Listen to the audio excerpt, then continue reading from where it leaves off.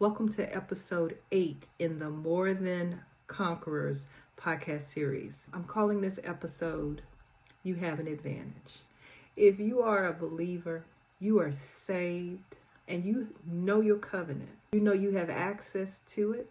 You've come into agreement with it by faith, and you've begun to use your words to release that power to say that you are in agreement, to say that you win, to say that you are not defeated.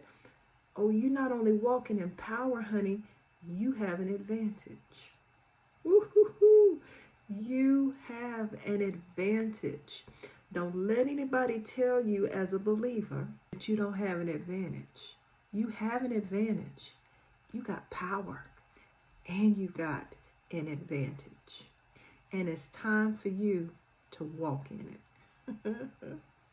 It's good to be a believer, my God. It's good to be saved, but it's time that you walk in that advantage. Good God, that you walk like and talk like you got an advantage versus somebody that's not saved, versus somebody that's not a believer.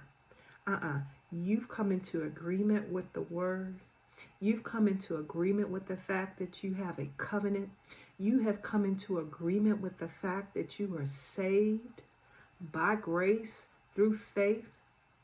You have come into agreement with the fact that your words have power, and you know how to say or to release that you are in agreement.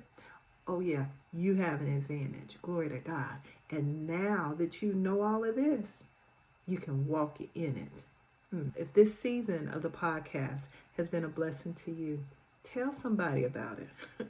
And then stay tuned for the next season of the More Than Conquerors podcast series.